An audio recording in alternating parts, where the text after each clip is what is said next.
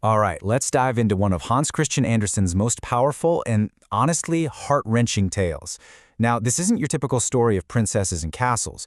We're talking about a really profound journey through one of the darkest valleys of human experience, losing a child, and that agonizing struggle to find any kind of faith after something like that happens. So right at the start of the story, we meet a mother who is just completely consumed by grief. Her sorrow is so deep it actually shatters her faith. And she comes to this really staggering conclusion: God does not know it. I mean, just think about that.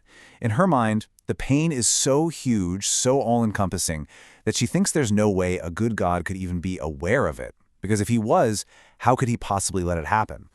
So her grief isn't just this passive sadness, you know? It becomes an active rebellion. She completely pushes away the comfort of her family, she ignores the words of her husband, and ultimately she rejects God himself. Her sorrow builds these walls around her, like a fortress, locking her away from the entire world and from any glimmer of hope. This rejection plunges her into the first major stage of her journey. She's living in a grief so profound that it creates its own world, a world without God, where her sorrow has literally blotted out the sun. She essentially becomes a ghost in her own home. Her mind is just locked in this endless loop of the past, replaying every innocent word her son ever said. Her entire life shrinks down until it's nothing but a collection of memories, and everything else, everyone else, just fades away into the background. And this really captures the tragic fallout of her grief, doesn't it? On one hand, you have the son she lost, who's become this idealized memory, the dearest, the hope. But then look at the other side. Her living daughters, they become invisible, forgotten, unheard.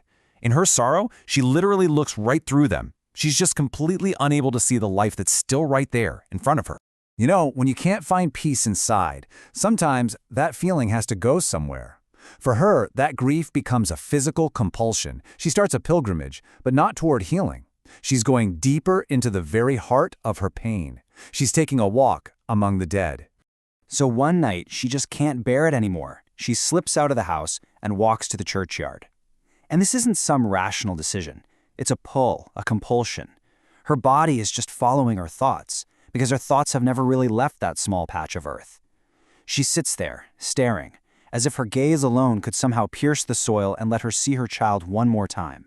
And it's right here, in this moment of absolute despair, that a voice speaks to her. It's not really a question, is it? It's a statement of fact. It's a voice that completely understands the one single desire that has taken over her soul. Now this is the story's big turning point. Her journey is about to shift from the physical world, from the cold churchyard, into a spiritual, almost supernatural realm. And she's about to be led by a very, very unexpected guide. The figure reveals himself, not as some kind of monster, but as a guide. And he asks her this direct, chilling question: "Darest thou to follow me?" He's offering her exactly what she wants, a path to her son. The only price is courage, and well, she accepts. What's so interesting here is how Andersen portrays death. This isn't the terrifying skeleton we see in folklore.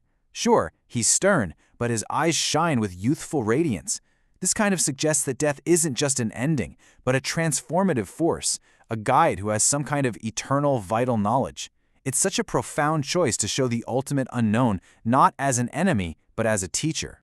So she follows death down, deeper than any grave could ever be, into this vast hall. And there, she finally gets the reunion she has been longing for. But it comes with a choice that she absolutely never expected. In this strange twilight realm, her son appears. But he's not sick anymore. He's smiling, and he's more beautiful than she had ever seen him. For just a moment, she gets to hold him, kiss him, and feel a joy so pure it's almost overwhelming. But then, the child tells her a devastating truth. Her weeping, all of her earthly sorrow, it's a barrier. He wants to fly with the other children to God, but her grief is literally holding him back. It's preventing him from fully moving on. The very thing she's doing out of love is actually hurting them both. And right at that moment, the world of the living breaks through.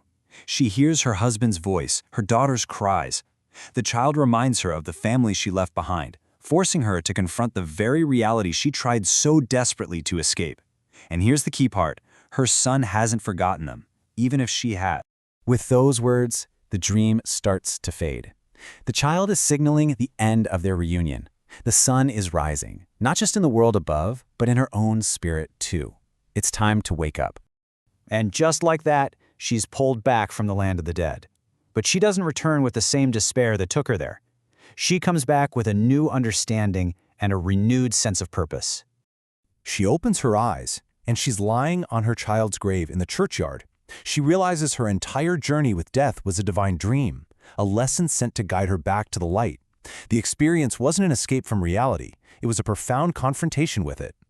Her path back to life from here is a conscious, deliberate process. First, she prays, and she acknowledges the duties she'd forgotten to her living family. This isn't just about feeling guilty. It's about re-engaging with her responsibilities. Then, she takes action.